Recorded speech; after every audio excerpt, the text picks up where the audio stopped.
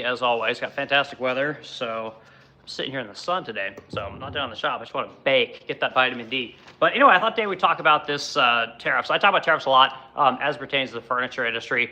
And the thing that we're going to talk about today is tariffs in general, but the fact that the Trump administration just tacked on another 30% tariff on upholstered goods and another 50% of kitchen cabinets, basically in vanities, right? And I make and sell vanities all day long. I make kitchen cabinets. I do a lot of that stuff, but that's not my bread and butter. My bread and butter is obviously furniture.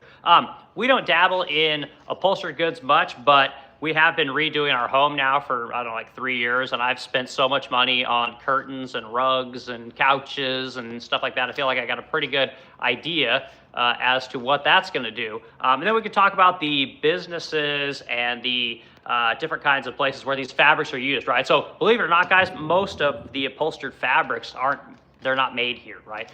The upholstered goods are, which is really important, but there's a really important distinction between the upholstery fabrics and then the upholstered goods, right? It's very important you kind of understand this kind of stuff because one of the reasons that our business is able to work is because we're vertically integrated, right? We make a lot of the stuff that we use in our furniture, and if we want to buy something, generally we can make it, right? We'll have made it first to one degree or another. Not everything, but a lot of things we can make here on site. But we will come up with ways to make goods for our furniture so that we're not reliant on other people. That's one of the big things. So if you can be vertically integrated, kind of own the means of production, it's really helpful. So those are some of the things we're going to talk about. I wrote down a bunch of stuff. Normally, I'm super prepared for these conversations, but I did basically some speed research to kind of refresh my memory on a few things. So we'll go through some notes real quick, and we'll talk about the furniture industry. We'll talk about upholstery. We'll talk about kitchen cabinets, vanities, all this kind of stuff. So this will be a great conversation. So anyway, my name is Eric Wilk, and I own the Splinter Car here in St. Louis, Missouri. We are a fine furniture company. We are known for our high gloss lacquer coating. We high gloss lacquer and produce about 500 pieces a year. And sorry, I was trying to work get my tripod to come down here just a little bit. We produce about 500 pieces a year, and it's a great middle class living.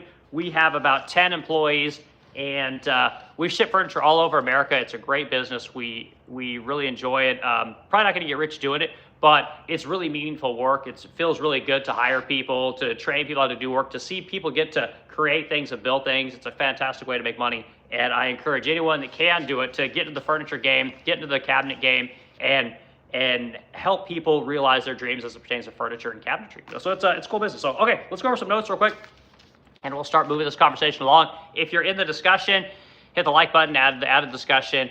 Tell me where I'm right, tell me where I'm wrong. Tell me what you guys think about this particular situation. We could talk about the old tariffs, because there's tariffs on top of these tariffs, right? Every country got hit with tariffs, right? And I've done a lot of talks about those tariffs in those countries, and I've also talked a lot about the companies here in America that benefit from being able to outsource their labor. Companies like Restoration Hardware, companies like Our House, companies like, Pottery Barn and Williams-Sonoma. A lot of these companies benefit from cheap labor, right? They benefit from cheap textiles. They benefit from being able to outsource all this work, right? And that's how a lot of these mega corporations start buying up competitors and do what's called consolidate the industry. And as they consolidate the industry, they're able to keep their prices fairly high, but control the market for labor within a country. And that's what they do here in America, right? So the reason most people don't know how to make furniture, don't know how to make cabinets, is because you can't make any money because these companies won't hire. If you want to learn to make furniture, you got to move to Vietnam, right? You got to move to China where they still make furniture. It's very difficult to learn that kind of stuff here in America.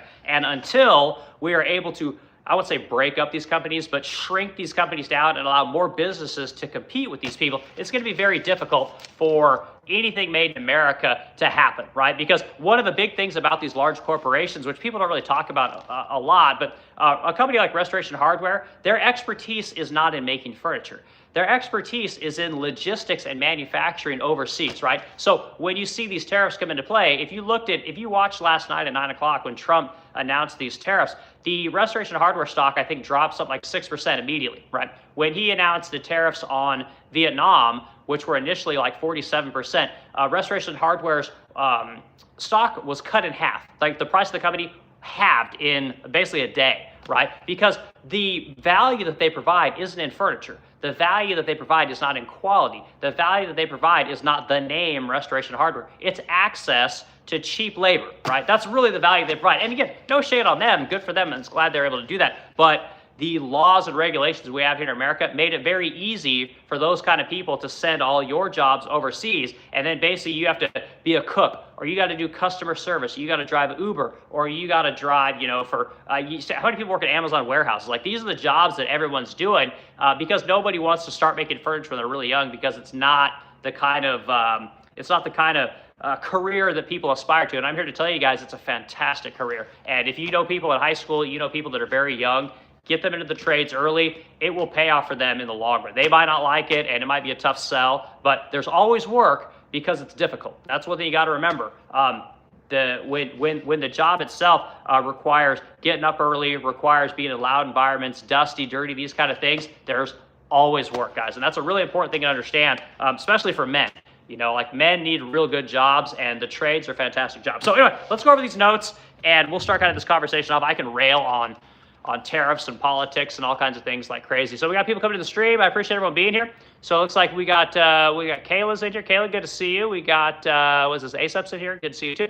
We got Baroque Blocks in here. Good to see you as well. And again, thanks guys. If you're in the chat, hit the like button, add the discussion. And again, let's bat it back and forth as I go through all these stats and all these numbers. Okay. So what we'll start off with upholstered goods, right? Upholstered furniture. Like, what is upholstered furniture? And it's basically what you think it is. It's going to be your things like your couches, right? It's going to be chairs. It's going to be stuff like that.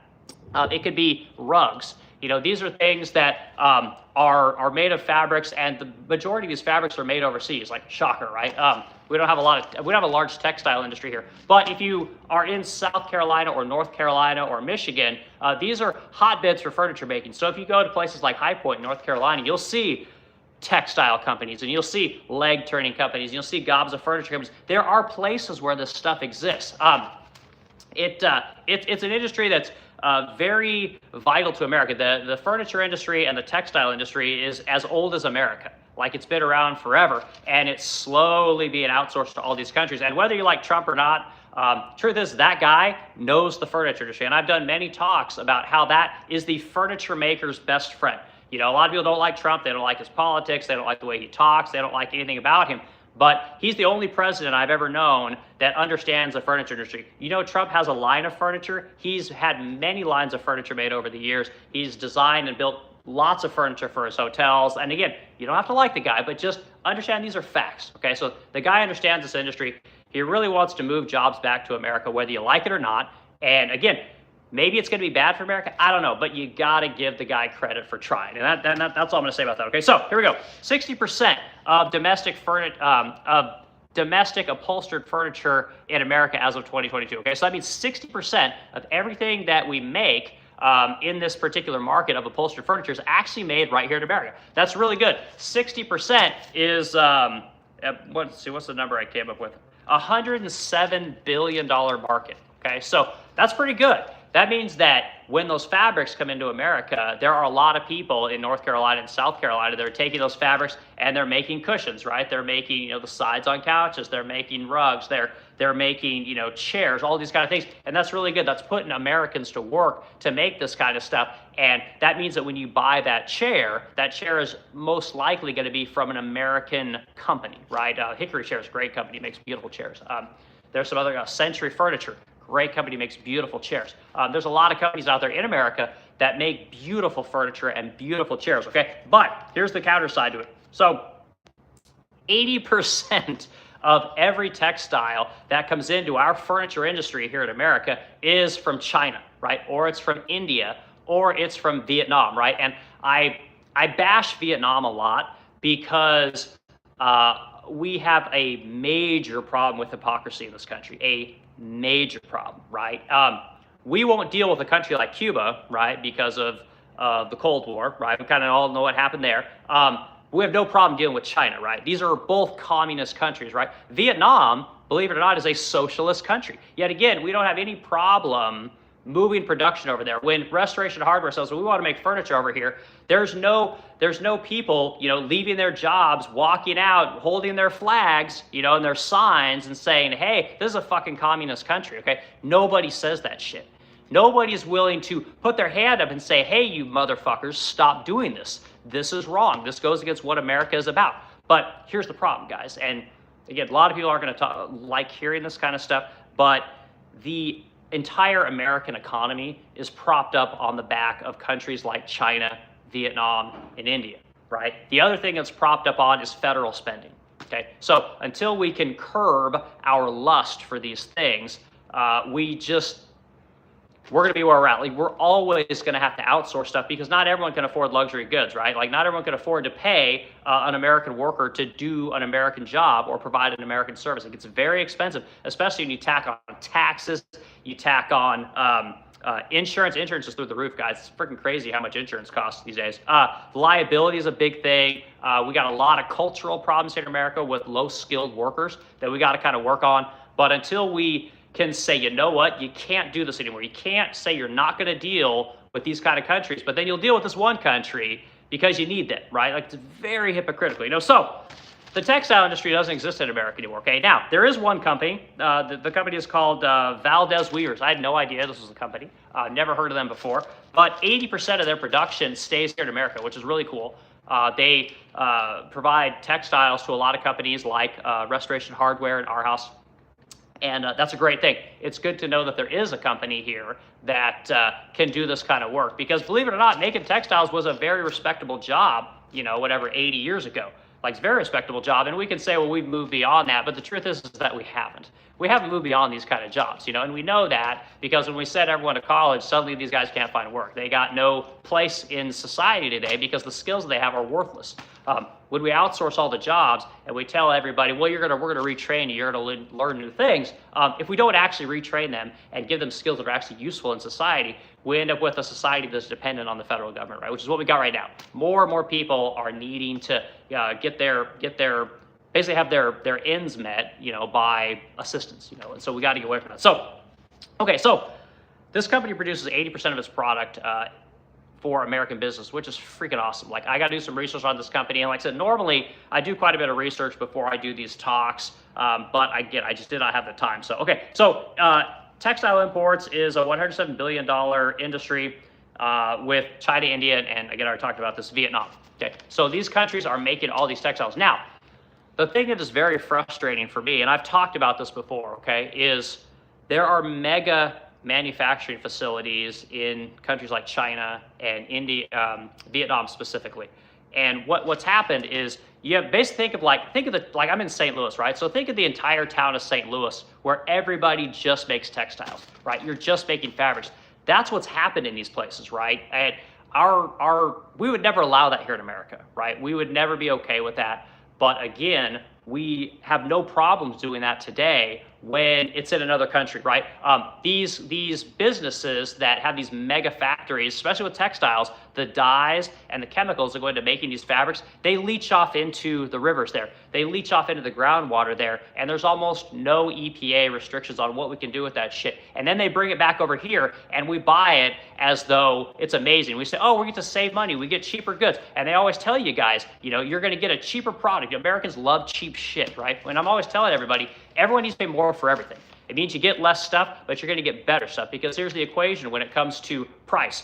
The more price goes up, the more quality has to go up, right? And when you make something here in America, for the most part, it's generally really good quality, and you know who made it, which is another component of what I want to talk about, like, know, and trust, right? You need to know and like who you're buying your stuff from. Nobody gives a fuck about Restoration Hardware or Our House or Pottery Barn. Nobody cares about these companies. You don't even know who owns these companies. You have no idea who runs these companies. These are faceless companies, and they've grown over time, in a large part because of venture capital, right? And if we're being completely honest, it's rich people giving rich people more money and then growing these businesses. And again, there's nothing wrong with that, but it's very difficult for the guy in his garage to compete with a situation like that where he has to make stuff in his garage, but the mega corporation is paying $2 an hour in Vietnam, right? And they don't have the EPA, they don't have OSHA, they don't have the insurance compliance, they don't have to deal with any of the shit that we have to deal with here in America, right? And the other thing is, you have city compliance, you have county compliance, you have state compliance, and then you have federal compliance, right? And then you got any motherfucker walking around that, you know, had a bad day, wants to turn you in, right? Your employees will want to turn you in. I mean, it's very difficult to operate here in America. And again, these companies circumvent all of our laws and just go over there. And again, nobody has a problem with it. Because again, you get your cheap shit. And this is why I'm always telling people, and I lose people when I say this, but you guys have to stop buying this shit. And then people say, well, what am I supposed to do? I need this and I need that. Like, no, you don't need that. You don't need this. You don't need any of that shit. And it's just the honest to God truth. And you'll say, well, the economy will contract. The economy has to contract, guys. At some point, the federal government has got to cut its spending. The addiction to foreign countries, who are not our friends, by the way, the addiction to the cheap labor and the lack of regulation in these places, Americans got to feel some shame about that at some point, right? When they look at a guy like me, no education, never graduated high school, busted his ass, and somehow figured out how to make it in this world, what they don't see is they don't see that I work really fucking hard. I've never worked in an office in my life. I've always had to work real hard. The body takes a beating, right? The mind takes a beating. You breathe dust forever. You're in loud environments. And unfortunately, guys, this is the reality that we've let go away from America. So now nobody wants to do that kind of work anymore, when the truth is that that's the work that needs to come back to America. Unfortunately, that's work, because the jobs that we've been creating the last 20 years, they're all bullshit jobs, guys. And we know that because they're all being outsourced by AI. Mass layoffs are happening right now. Mass layoffs are coming. So anyway, a little rant there. Okay, so we get a quick comment in here. See, Tim, who is this? Tim MM. How did Trump do in Las Vegas hotel industry? Oh yeah, and that's another thing. Like, people, I love when people like to cherry pick certain situations. Here's the thing, Tim. Everybody loves a guy that gets hit and gets back up, right? And people talk about the bankruptcy laws, right? So truth is I could file for bankruptcy tomorrow. Like, my business were to go out of business, were to be reduced for whatever reason. Say like your government shuts the country down, something like that. If my business were to go out of business, I'd file for bankruptcy, and I would work it out with the creditors. We could all take care of it. And then guess what? I could restart my business again under a different name, right? And our country allows that to happen because it's so hard to make a business. And this is one of the fundamental things that people don't seem to understand. I don't know if it's because we don't have enough people that have tried to start businesses, or we don't have enough people to understand how the laws in this country work. Like, the bankruptcy laws are here specifically so that business people can continue to make businesses. Because if you don't have those rules, then you'll literally run out of people that can start businesses. Because the truth is, most people don't want to do it. It's really difficult. There's not the payday that people think that you get. It's what do they call it? A pride swallowing siege every day to run a company. And anyway, it is what it is. But yeah, so if you want to cherry pick one particular instance where a person had to file for bankruptcy, or their hotel went out of business, fact is that guy's probably filed for bankruptcy 6 or 7 times and kept on going and kept on going. And this is the problem with most people, is most people don't have that tenacity. Most people don't have the ability to get kicked in the nuts, get up, get kicked in the face, get up, get knifed, get up, get shot, get up, and just keep going. And unfortunately, without those people, you don't have a country. And say what you will about that guy. I'm not trying to make this a political thing, but what you cannot deny about a guy like Donald Trump is that he just constantly gets up and keeps going. And that's, again, you got to respect that whether you like it or not. So anyway, so sorry, Tim. I kind of disagree with you on that one. Let's see here. So Tim's got more stuff to say here. Then we're going to jump into, I'm going to talk about kitchen cabinets next, guys, and vanities, right? As a furniture maker and a cabinet maker, I make a shit ton of vanities. I've done some kitchen cabinets, but that's not my predominant. Most I do furniture, So, okay, all right, what else do I got to say? Nowadays, a product's shelf life is not long. Well, of course, and that's one of the reasons that I have a business, right? Here at the Resplendent Crow, my business, we started this business just painting vintage furniture. We would never be able to paint IKEA furniture. It doesn't last, right? I've tried painting IKEA furniture, and I got some funny stories about that. And it's just garbage, guys. It's not meant to last a long time, because the truth is that these large companies, if they made products that lasted, you wouldn't need to keep buying them, right?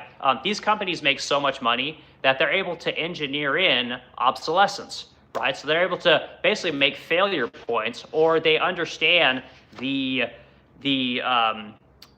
chemical makeup of epoxies, right? They understand the composition of wood fibers, so they understand exactly how long something's going to last, so that they can turn that furniture over year after year after year, right? They know exactly how long a customer is willing to, that's what I look for, how long a piece of furniture needs to last before a customer will complain about it, right? And the test that I always use on everybody is, if you have to return a piece of furniture and the company says, oh, here, we'll just send you another one.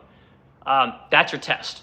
That means you're dealing with a mega corporation. They've got lots of them. They weren't made here in America. And the truth is that not many businesses can afford to produce products here in America and just set them on the shelf, right? I can't have, 10 credenzas just sitting, right? I can't have 50 vanities just sitting waiting to be sold. It doesn't work that way. We don't have the money or the resources to spend creating that much shit just to put on the shelf. Now, if you're a mega corporation, you can spend $50 million on a mega collection of furniture that is made in another country, bring it over here, finance it all, right? So you basically got to make payments on that financing over the course of, say, 12 months.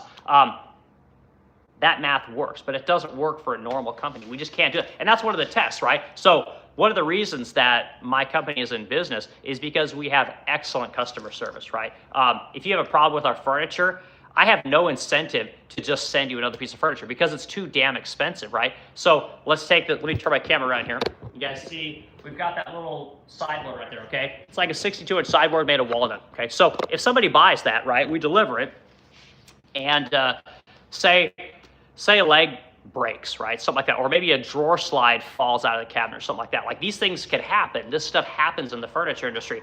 But there's no incentive for me to just send you a new cabinet, right? It doesn't work that way. So odds are, because the client probably spent $7,000 on that piece of furniture, I will send somebody there to fix it, right? If it's a broken leg, I will send somebody to come get the cabinet, bring it back to my shop, we will fix it, and then send it back. And that's kind of how the system is supposed to work if you run a normal business. If you can just send somebody cabinets, it means you're using cheap labor, right? You're basically paying for a mega corporation to increase shareholder, what's the word I'm looking for? To basically increase the dividend for shareholders. That's basically what you're paying for, right?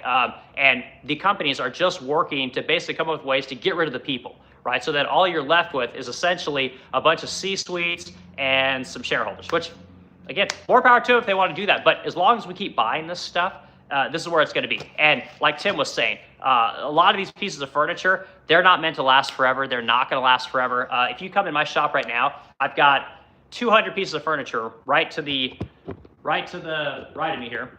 And all of these pieces of furniture are vintage, right? These are pieces that are made by companies like Henredon, Drexel, Stanley, American and Martinsville, Mastercraft. A lot of these companies are no longer in business. They've been bought up by conglomerates, right? So the companies buy the IP, but they don't reproduce the furniture. And then the furniture that they make progressively every year gets cheaper and cheaper and cheaper, right? The woods that a company like Restoration Hardware uses are not the same woods that we would use in America. Companies like our house that make furniture in Vietnam, same deal. It's not the same wood that's here in America. And I don't know that it's necessarily worse. It might be fantastic. I have no idea. But the problem is that, again, these companies don't have to abide by our EPA.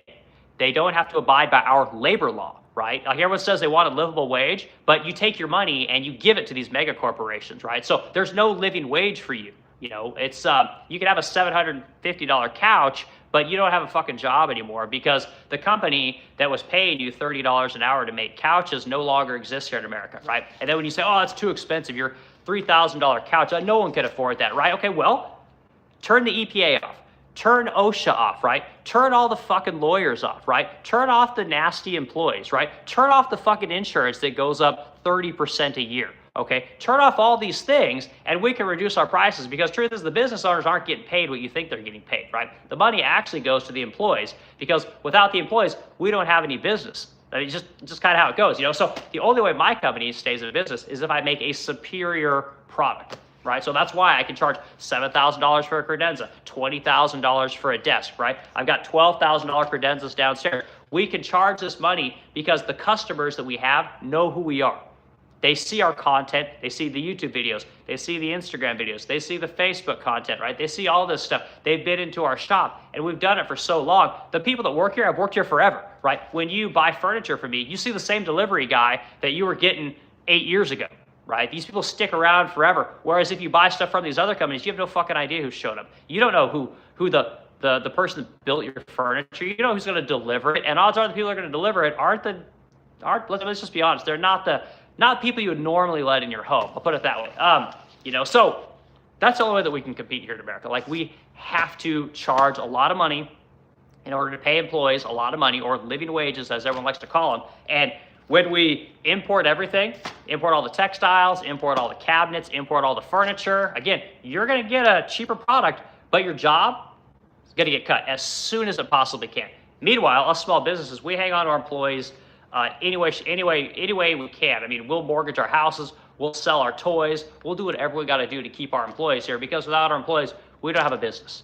You know, so if you want more of that in America, you got to quit buying furniture from these places. You see that made in China label, you see that made in, Vietnam label, like this shirt, probably made in Bangladesh, but you got to look and find ways to stop buying this shit. Every time you get on Amazon, you guys ever notice that all the products on Amazon, they're all called like ABC DCB company, or you might have DMAGEYO company? Why is that?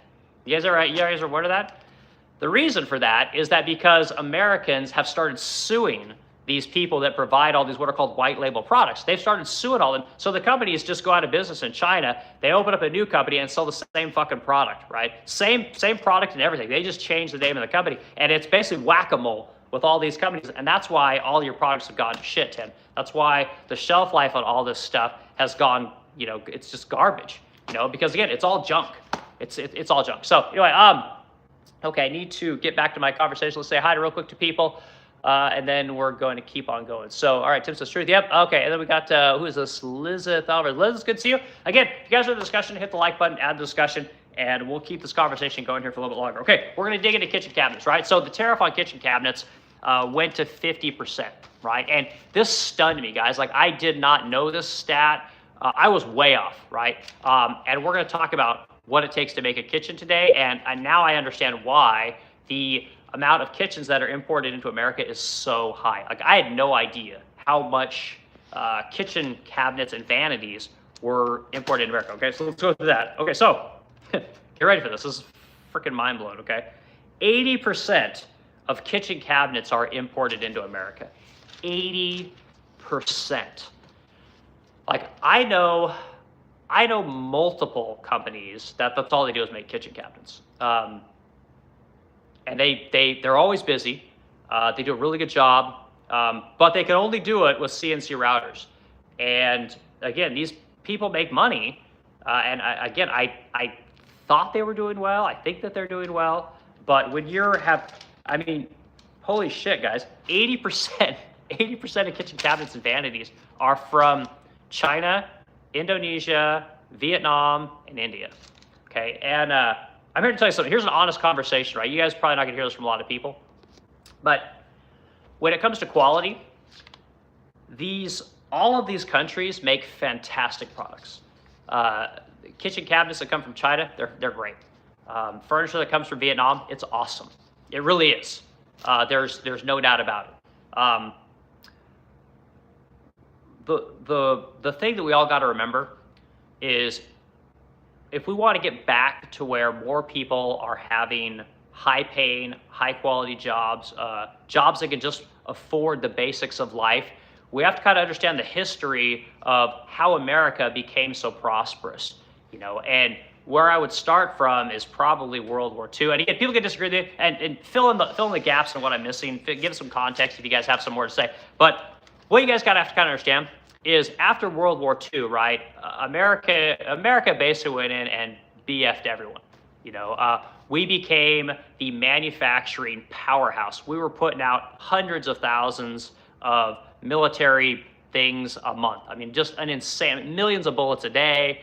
It was just amazing what we could do. Companies like Cessna made planes, right? Companies like Coleman, very well known, were making, outdoor equipment, started making stuff for the military. BMW, very well known German company, was making stuff for the Luftwaffe. A lot of our manufacturing grew out of this necessity after World War II, okay? And then here's the thing. Here's what you guys have to understand. After World War II, there was nobody to compete with, right? So everybody was buying from America because there was nobody else to make shit, okay? And until we get back to that equation, you will never be able to afford life in America. You will never, unless you have your own business, or you have a really in-demand job. It's very difficult to make enough money working for somebody else. And again, I say this as someone who worked for somebody else for 25 years. Until we become the manufacturing powerhouse of the world, we will continue to be poor. You will continue to see layoffs. You will continue to see the rise of mega corporations. You will continue to see the consolidation of every industry in America to our detriment, right? So when everybody had to buy from America, guess what? Everybody started making money, right? The employees made money, the businesses made money. You didn't have the stockholder situation that we have today. Finance is the is the largest growing industry of the last decade. Everybody got into finance. Everyone started buying up property, buying up businesses, buying up everything, guys. Everything is owned by mega corporations and these large financial institutions, like companies like BlackRock. We always hear that one. They're buying up tons of shit, okay?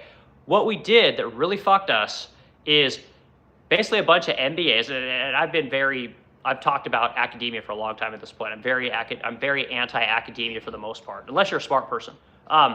What happened was all these MBAs that got their master's degrees in business basically thought they were titans of industry. They all thought they were fucking John D. Rockefeller and Andrew Carnegie and Cornelius Vanderbilt, when these guys were none of those things.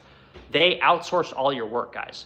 Every single bit of it. They sent it all to China. They sent it all to Vietnam. They sent it all to anywhere but America. They got the stock price up on everything, right? They got their compensation up on everything, and then sent all your work over there. Okay, we told the rest of the world how to manufacture. We showed them how to manufacture. We gave them all the CNC technology. We gave them all of our smelting technology. We showed them how to forge. We gave them all of our pharmaceutical technology. We gave them all of our VC culture, the technology, the secrets behind venture capital. We gave every country in the world everything that we had developed here in America.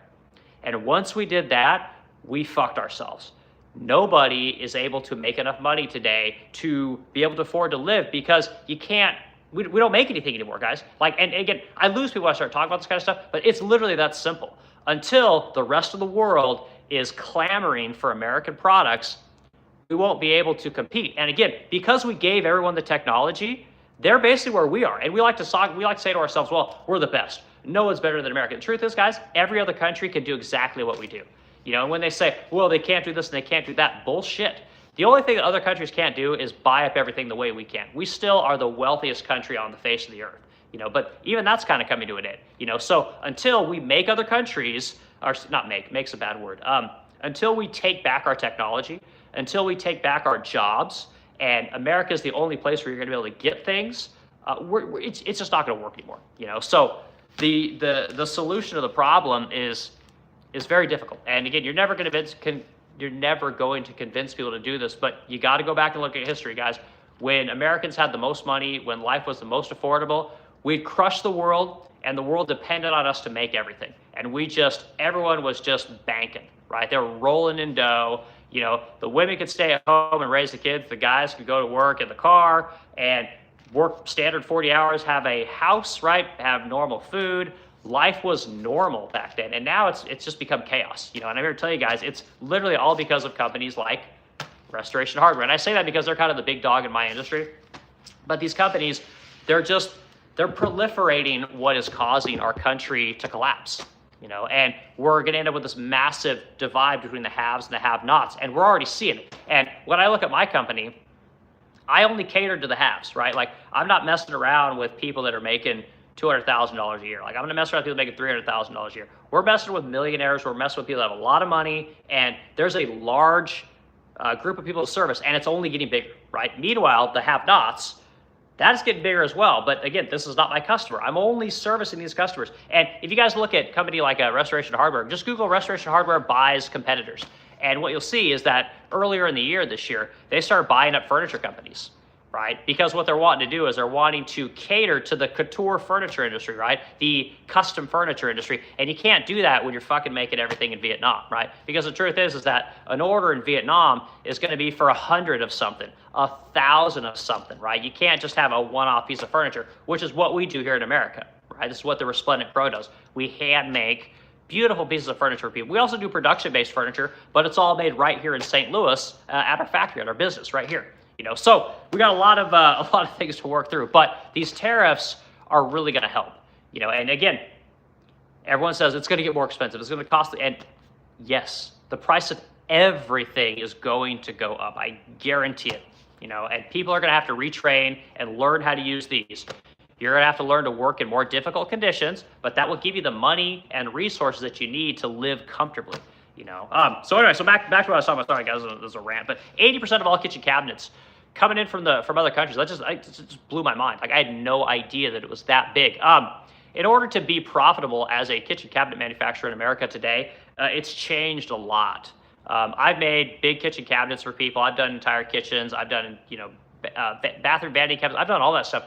Today, I cannot compete in the kitchen cabinet space because you have to have multiple CNC routers. You have to have the latest and greatest programming. You have to have CNC operators. You have to have programmers. And then you have to have people that are no longer makers, but assemblers, right? Because you can get away, instead of paying them $35 an hour, you can pay them $20 an hour. And these people just basically rabbit and dado and dow all this shit together. And you got to be able to put out something like 6 or 7 cabinets a day in order to operate in the space. And again, there's nothing wrong with that, except that think about if you're the person that has to do that work. Like, do you really want to make 6 or 7 of the same fucking thing every day? That's a whole other thing, guys. If you've noticed, people are becoming robots. These businesses are starting to monitor your time. They're monitoring how many times you leave your work area or your cell, as it's called. They're monitoring all of these metrics as though you're a robot, because what they're trying to do is they're trying to figure out, well, how long does it take a robot to do this job at this point? We know how long it takes a human. Where's that cost-benefit breakdown? It's like, well, it takes a human, whatever, 30 minutes to assemble this cabinet. We got a robot that does it here in about an hour, right? Then they're gonna look at the cost-benefit. Well, the robot's $750,000. The employees, $70 grand a year. Takes insurance, liability through the roof. Loves to complain, hard to show up on time, loves to do drugs, all these kind of things. You have to have general liability insurance, workman's comp. Robot needs none of that shit. So eventually, they're going to find the cost analysis breakdown, and they're going to get rid of you, and where it's just going to be the robot putting everything together. And that's what it's going to be, guys. And you can't compete today in the kitchen industry without CNCs, gobs of them, and then tons of assemblers. And I've seen it with so many businesses today. It's just, now if you're a boutique company like we have here, my clients would probably pay me to build them a kitchen, to be quite honest with you, because they like us. They know us. They've bought in other furniture from us. We're kind of, they know that we're going to deliver what we say we're going to deliver on.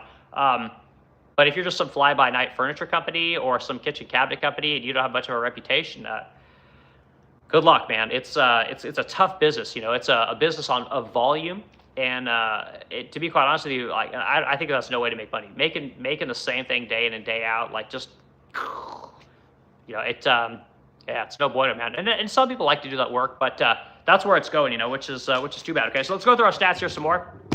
Okay, so the other stat that was kind of interesting about the domestic kitchen cabinet market and the vanity market is, so 80% of all the kitchen cabinets and vanities are imported, right? We have lost 20% of that market share, right? That used to be 60%. Now it's 80%. We've seen a 20% collapse in 10 years, right? And that's unfortunately the way it's going to continue to go. Now, if the Trump administration keeps putting these tariffs on, what's the end game, right? I've discussed the end game many times, and I know the end game because I grew up poor. I understand what it means to be poor and to not have very much. And what we used to do when we didn't have the money to buy something that we wanted is that we learned how to make it. That's how we're able to afford really nice shit. And that's how I became a furniture maker. That's how I became a cabinet maker, right? That's why I didn't have to pay $80,000 to have my deck rebuilt, right? That's why I didn't have to pay some general contractor to come in and redo rooms in my house for my wife. I can do all stuff. This is the end game, guys. As more things become expensive, you will no longer be able to afford them, right? You're going to go to work doing your job, whatever it might be, but you're going to have to learn to make things. You're going to have to learn to fix things. You're going to have to get interested about something other than the phone, right? You're going to have to develop what we used to call hobbies. Like, you know how nobody has hobbies anymore? The hobby's basically doing this with your phone. You have to learn to do shit again, and that's how it's going to be, right? And this will create the next, whatever generation, 2 generations of makers, But until that happens, no one will be able to afford anything. So, okay, so yeah, so the market for kitchen cabinets is just getting worse and worse and worse because, again, everyone's just outsourcing all that work. I've done enough research on making furniture overseas. There was a company, it starts with a G, like Gita or something like that. They got some kind of goofy name. Their job is just to take your engineering and hook up with manufacturing facilities all over the world, right? India, Mexico, Vietnam, China, Canada, maybe even America, I don't know. But that's all they do is take your engineering and they work with an engineering team in these other countries, and you can then get your products made in other countries. It's literally that easy, guys. It's not like it's complicated anymore. It's very simple to do, and that's what a lot of people are doing. The only thing that keeps people like us from doing that and what keeps these mega corporations where they are is minimums, okay? So the least amount of cabinets that I could have made in Mexico, which is where I was looking at having some credenzas made, was 50. So I had to prepay for 50 units. The engineering was $5,000, right? It was $5,000. Every credenza was going to be about $1,200, right? So 1,200 times 50, right? You're looking at 60 grand upfront investment, and then I can basically have a whole bunch of these credenzas made and sent up here to America, right? Which I could then turn around and sell them. It's what a lot of people are doing, guys, and a lot of people are doing. This is basically called white labeling. It's very common. It's super common on Amazon. But again, until we shut this thing off, this is what everyone's going to do, because it's a lot easier to work with a company and develop a product and have somebody else make it than it is to develop it yourself and make it yourself, right? Figure out manufacturing, figure out materials, figure out epoxies, glues, plywoods, hardwoods, different fastener systems, insert systems. It's so much easier to pay somebody else to do it than do it yourself. Everybody wants to get rich by doing the least amount of work possible. And I'm here to tell you guys, until we fix that, we're in trouble. So, okay, last thing I'll say is the kitchen cabinet market, $33 billion market. I actually thought it would be a lot bigger. It's only $33 billion, which is, the upholstered furniture industry is $107 billion, which is a really big number, guys. I was kind of shocked there. So, what's it going to take to bring labor back to America, right? What's it going to take to bring more upholstered goods back to America, more furniture, more kitchen cabinets, all these kind of things? What's it going to take? The truth is that I don't know. With the way, like I said, with the way labor is, most businesses can't afford to operate. The only way we can afford to operate is to sell to the richest of the rich. And so if anyone has the answer, I'd love to put it in the comments, guys. I would love to know what it is. But as far as I can tell, the only solution is that you have to break apart the conglomeration of businesses, right? The consolidation of these massive companies. The example I like to use is the defense industry, okay? During I think it was Vietnam, there were 44 different contractors that were making military, wares, items, whatever you want to call it. Today there's 8. And again, the budget hasn't gone down, the spending hasn't gone down, but every one of these companies is making more money. And I know this because I used to work for a company called General Dynamics, okay? One of the largest military contractors in the world. So they also build submarines, really cool. But anyway, point is that as the consolidation of all these industries happens, the prices go up for everybody on everything. And they tell you that they're going down, guys, but they're not. They're not going down because at the same time, our government just prints money, right? And as you print money, basically people have less access to that money, people like you and I. By the time we get to see that money, everything is inflated accordingly. The value of the dollar that you're using to buy something has been reduced so much that you're just getting hosed, So until we break these companies up, and this goes for Google, this goes for Meta, this goes for Amazon, this goes for all these companies. Until you break these guys up and make it so smaller people can start businesses and compete with any of these people, I think we're in deep trouble, because again, nobody can afford to hire people. When a person has to make $25 an hour, just to be able to live in an apartment, take the bus to work every day, when you have those kind of numbers, you have to sell a product that costs thousands of dollars, and or you have to run enough volume. Like say you got a restaurant or a kitchen cabinet company, you have to run enough volume to be able to produce enough money to pay people, and it's very difficult. It's super difficult, guys.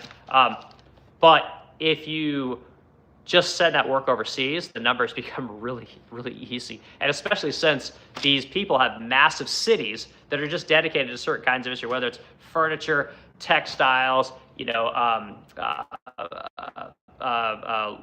purses, luxury clothing, whatever it might be, like I said, kitchen cabinets. So there's massive cities just dedicated to this kind of stuff. And you can't compete with these places. And a lot of these places, guys, they're communist or they're socialist. And it used to be here in America that we didn't fuck with those people. In fact, we isolated them, but we don't isolate China. We don't isolate Vietnam. We'll isolate Cuba, which does nothing for us. We'll isolate Venezuela, which does nothing for us. But the companies that are doing all the work for us are the antithesis of what our country stands for. And until we say no more, it's just going to keep going, And again, I'm not a smart guy. I just know a little bit about business. I know how to make furniture, and this is what I see. Until we tell people no, you can't operate in these countries, we're not going to be able to fix what's going on here in America, right? The most money America's ever made, the best the citizen in America has ever been, was right after the Second World War in 1950s. And it was because everybody needed America's products. Now, nobody needs America's products. And the bitch of it is they don't need our innovation anymore, right? It used to be we had what's called intellectual property, right? We had things that other people didn't quite know how to make. Now we just give them the technology so that they'll make it for us. And now they have all that technology, guys. And truth is they're probably going to eat our lunch, until we cut these countries off, But your T-shirts are going to be $30 instead of $10. Your Nikes, instead of being whatever $100 a pair, are probably going to be $200 a pair. You're not going to be able to buy 10 pieces of furniture a year because you go down to IKEA and get something for $500. You're going to spend $2,000 on a really nice piece of furniture, maybe only get one a year. Things like cars and automobiles. Again, when you have to pay a factory worker $120,000 a year with benefits to make a car, which is essentially made by a machine, very difficult to compete with that, guys. Especially when you can go to a place like Korea, South Korea, where they pay a lot less. Go to China. I mean, the funny thing about this is another thing that's kind of messed up, guys, is we will not let the Chinese EV cars in here because we know it'll decimate our businesses, right? But we got no problem letting all their fucking furniture in here, letting their fucking clothes in here, letting their computers in here, their iPhones, letting everything else. But there's certain, you guys ever notice that? There's certain industries that seem to have a special carve out, right? We talk about tariffing these countries, and then it always seems like there's these big businesses, right, that I'm talking about. They always seem to get a carve out. Their stock price is never affected. Their stock price only goes up. And again, it's because these guys have complete control of our government. And the citizens are super dependent on the government because they can't make any money. So it's wild time. So anyway, let's see. We got another comment coming in here. Joyce Nelson. I see all the giant homes being built around us in Minnesota. Like oh, wow, you live in Minnesota. Okay, Minnesota's an interesting state. I've been up there a couple times. Actually, I love all the cold weather you guys have. But yeah, you guys want to talk about the home industry real quick? So we'll talk about tariffs in the home industry, okay? My wife was in the home industry for a while. And anyway, point is that the homes that are being built today are fucking garbage. And again, it's because of the lumber that we use, right? We know that, I mean, this is not my information. Everyone knows this. 2x4s today are they're genetically modified to grow fast. I grew up in Oregon. One of the classes we had to take was forestry. Old growth timber doesn't exist anymore. And so houses from the turn of the century, 1800s, 1880s, 1910s in there, hell, even the 1950s, all those homes are still standing today because of what they were built with. Now we're putting up shit homes and they're all going to fall apart, but we're charging 2 or 3 times as much as we used to charge for homes. Because again, you got to pay for all the regulation, right? You got to pay for all the permitting. Every time you do something, somebody's got to buy off on. You can't just build a fucking house anymore. There's a great conversation with Thomas Massey and Tucker Carlson, where Thomas Massey talks about how to build a home, right? He actually had his own property, wasn't beholden to local regulations, built his own home, and he talks about the cluster that it was to get that home built, and basically how the things that go into a home has its own lobby, and that lobby works with the government to make sure that you can't build your own home, right? The reason receptacles are the way they are is not because they need to be made that way. It's because some lobby wanted to make that receptacle extra difficult to fabricate so that there's no competition, right? If you have to buy was it Linton? I forget the name of the company. But if you have, or Lighton or something like that, if you have to buy Lutron?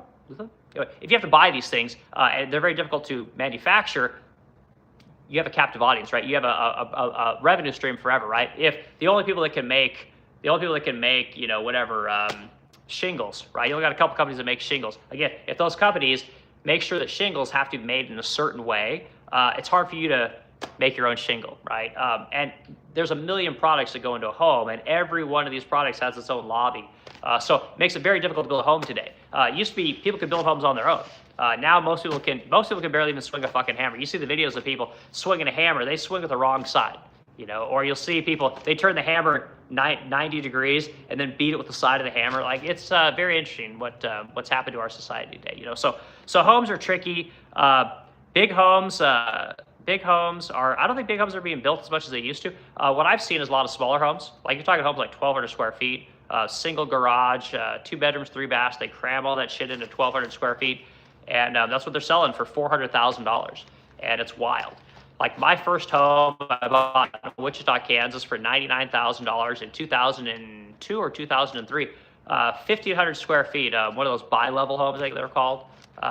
Yeah, my house payment, I want to say it's like $550 a month or something like that. And fast forward 20 years, and there's no such thing as a house payment for under $2,000. Like, it just doesn't exist. I think I got the best loan you could possibly get during COVID on my house now. And I think our house payment's like $3,500 at this point. Like, it's wildly expensive. And the mortgage payments are kind of staying the same, but it's the taxes and the insurance, guys, that they're going to keep raising that shit until people say, you know what, no more. And they'll say, oh, the schools. Like, fuck the schools. I don't want to hear about it. Your property taxes, like, kiss my ass. You can't keep raising. Well, cost of things go up. Yeah, but not for you. You're the government. You're going to make it work, And again, the only thing the government's good at is spending money, guys. And they don't need the people there to spend that money. You talk about something that can be outsourced with AI. There you go. Get rid of everybody, all of them, right? Put them all in the job market. Let's teach them all how to make some shit. And anyway, I think that's my talk for the day. I appreciate everyone hanging out with me today and enjoying this conversation. I'm a huge advocate of tariffs. I'm a huge advocate of getting the price up on anything that's bought overseas. I think that our country is addicted to cheap shit. And again, I like cheap stuff too. I'm not going to say that I don't. But if everything in America doubled in price tomorrow, it wouldn't be the end of the world. You see a lot of companies go out of business. You see a lot of renegotiation with these foreign businesses. You'd see a lot of that kind of stuff. But the tariffs are one way to drive the price up of foreign products. And yeah, the customer at the end of the day pays it. You're going to pay more for everything. Why not buy an American product instead of some cheap shit that you have no idea who made it? Buy from someone you know. Buy from someone you've, watched their content, been to their house, been to their shop. Why do you buy from those kind of companies? Like, stop buying from these faceless companies. And we could turn this thing around. I wholeheartedly believe that. So anyway, everyone have a great day. Have a great weekend. And we'll find something else to talk about. I'm sure old Trump will say some other crazy shit, and we can talk about that as well. So there's one thing about America today. There's no lack of things to talk about, right? So, okay, let's see, just talking. Okay, Tim, you retract your message. Okay, Tim, I appreciate hanging out, man. And yeah, craftsmanship is not dying in America, but there's not enough people that are willing to learn what true craftsmanship is. I find that there's a lot of people today that think they know how to make things, and they have no idea. A lot of people are not interested in learning. They want you just to tell them how to do something, and then they expect that they can just go do it themselves. The idea of learning hands-on from an apprentice master kind of situation, very difficult to get people to understand that thing takes years. People just think that they can do anything by seeing it done, and it's doesn't work that way. So anyway, have a great